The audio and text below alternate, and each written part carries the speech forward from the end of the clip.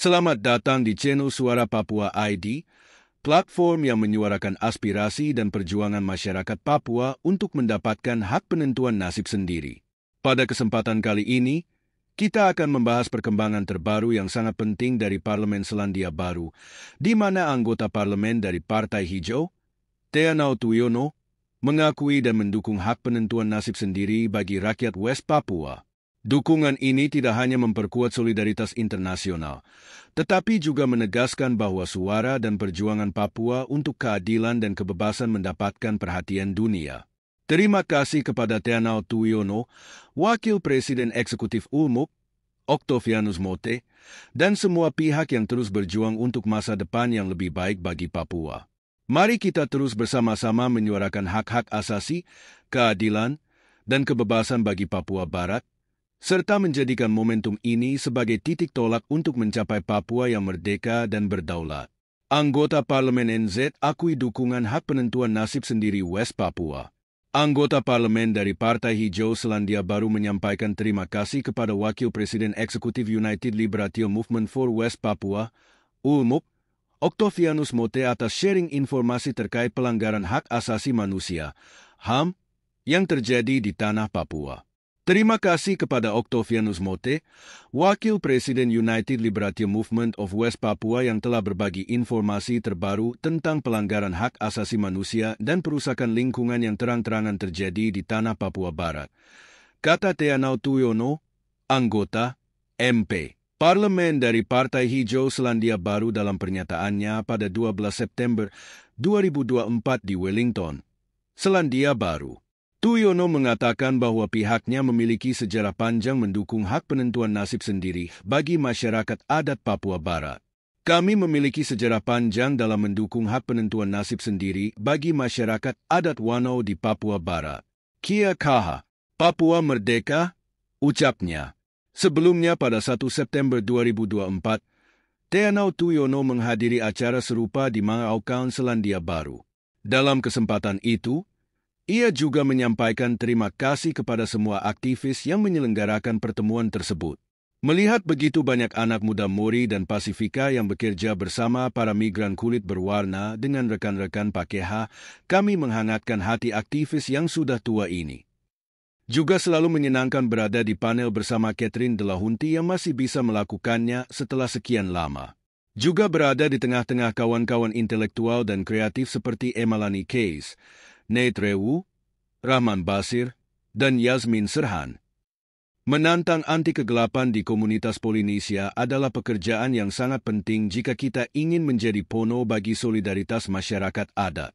Kami juga beruntung karena hadir pula pembicara dari Papua Barat untuk membumikan solidaritas tersebut. Teanau Tuyono, lebih dari 20 tahun Teanau Tuyono menjadi aktivis, advokat, dan organisator di tingkat lokal, nasional, dan internasional. Tuyono di masyarakat Pasifik dikenal karena kiprahnya di sektor pendidikan dan advokasi perubahan iklim, sementara di masyarakat Mori ia dikenal karena aktivisme hak-hak adatnya.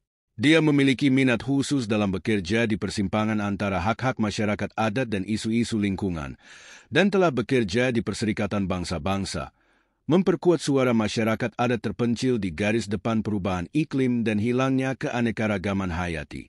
Dalam konteks perjuangan hak penentuan nasib sendiri bagi bangsa Papua Barat, Wakil Presiden Eksekutif United Liberation Movement for West Papua, ULMUK, Octavianus Mote, telah mengutarakan beberapa hal fundamental terkait kondisi di tanah Papua. Beliau menyoroti berbagai bentuk penjajahan tersembunyi yang dilakukan oleh Indonesia terhadap rakyat Papua. Beberapa poin penting yang beliau sampaikan adalah sebagai berikut. Pertama, pelanggaran hak asasi manusia. Pelanggaran HAM di Papua menjadi masalah serius. Tindakan represif terhadap masyarakat adat dan aktivis Papua terus terjadi, termasuk penangkapan sewenang-wenang, penghilangan paksa, serta penyiksaan terhadap mereka yang menuntut kebebasan atau menentang ketidakadilan. Kekerasan ini dilakukan oleh aparat keamanan, baik militer maupun polisi, yang berusaha mempertahankan kontrol atas wilayah tersebut. Kedua, perusakan lingkungan. Eksploitasi sumber daya alam yang tidak terkendali di Papua Barat mengancam keberlangsungan ekosistem dan kehidupan masyarakat adat. Penebangan hutan, pertambangan, serta pembangunan infrastruktur besar-besaran merusak tanah adat Papua dan mengabaikan hak-hak masyarakat yang bergantung pada alam untuk kelangsungan hidup mereka. Perusakan ini sering dilakukan tanpa persetujuan masyarakat setempat dan atas nama proyek ekonomi yang lebih menguntungkan pihak luar. Ketiga, militerisasi dan penjajahan tersembunyi. Octavianus Mote mengungkap bahwa Papua Barat berada dalam cengkeraman penjajahan terselubung yang ditopang oleh kehadiran militer dalam jumlah besar yang disebut slow motion. Militerisasi ini tidak hanya bertujuan untuk menumpas perlawanan fisik, tetapi juga untuk menekan kebebasan berekspresi dan mengontrol kehidupan sehari-hari masyarakat Papua. Kehadiran militer yang intens di Papua mengakibatkan kekerasan terhadap warga sipil dan menciptakan ketakutan di tengah masyarakat. Keempat, pemusnahan identitas dan budaya Papua. Penjajahan Indonesia juga berlangsung dalam bentuk pemusnahan budaya dan identitas masyarakat Papua. Melalui program transmigrasi, pendidikan yang tidak sensitif terhadap budaya lokal, serta tekanan politik, Indonesia berusaha melemahkan identitas Papua. Hal ini membuat masyarakat Papua kehilangan kendali atas narasi budaya mereka sendiri dan menempatkan mereka dalam kondisi terpinggirkan di tanah mereka sendiri. Kelima, penolakan terhadap hak penentuan nasib sendiri. Papua Barat, hingga saat ini, masih menuntut hak untuk menentukan nasib mereka sendiri melalui referendum yang adil dan bebas. Indonesia secara konsisten menolak tuntutan ini, sekaligus memblokir upaya internasional yang ingin memediasi konflik. Octavianus Mote menekankan pentingnya hak penentuan nasib sendiri bagi rakyat Papua sebagai jalan untuk mengakhiri penjajahan dan menuntut kebebasan. Keenam, diskriminasi rasial dan marginalisasi ekonomi. Masyarakat Papua sering mengalami diskriminasi rasial dalam berbagai aspek kehidupan, mulai dari pelayanan publik hingga kesempatan ekonomi. Mereka sering diperlakukan sebagai warga kelas 2 di tanah mereka sendiri, sementara pendatang dari luar Papua mendapatkan keuntungan dari proyek pembangunan dan eksploitasi sumber daya alam. Ketidakadilan ekonomi ini semakin memperparah kemiskinan dan ketidaksetaraan di Papua Barat.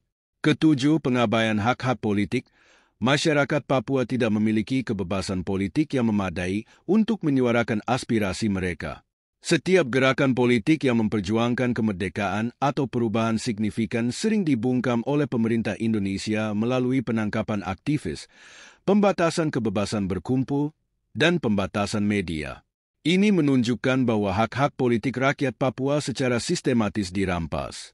Kedelapan, manipulasi sejarah dan status Papua.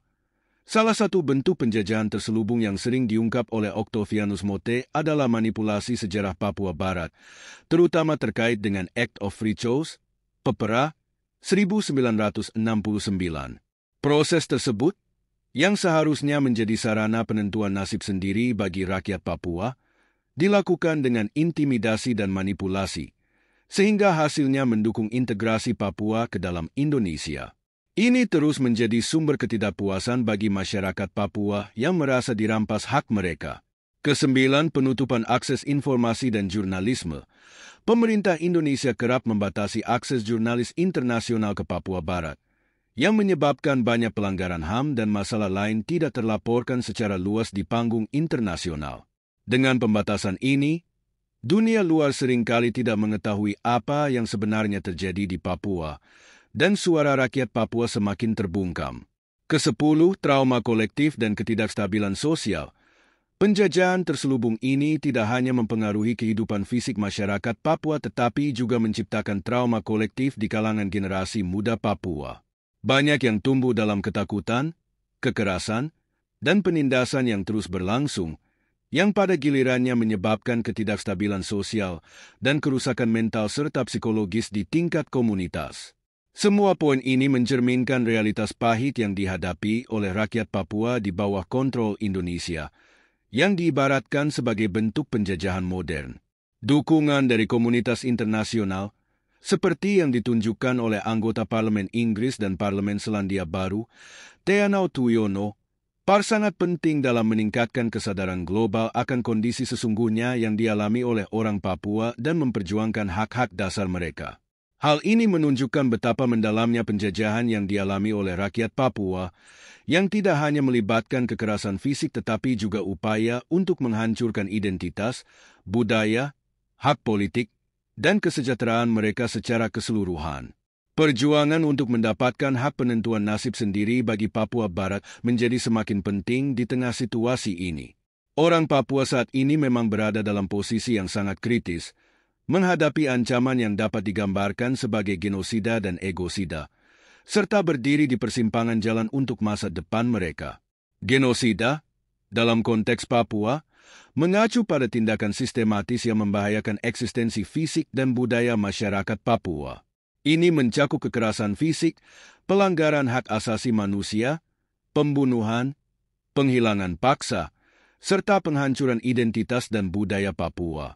Jumlah korban terus bertambah dari tahun ke tahun, dan banyak laporan tentang kekerasan yang dilakukan oleh aparat keamanan terhadap rakyat sipil.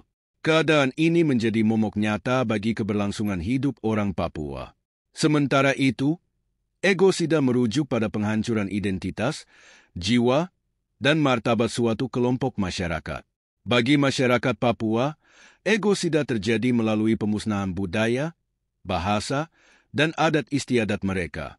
Dengan adanya program transmigrasi, pembangunan infrastruktur besar-besaran, dan eksploitasi sumber daya alam yang tidak memperhitungkan kepentingan masyarakat adat, orang Papua mengalami tekanan yang merusak jati diri mereka.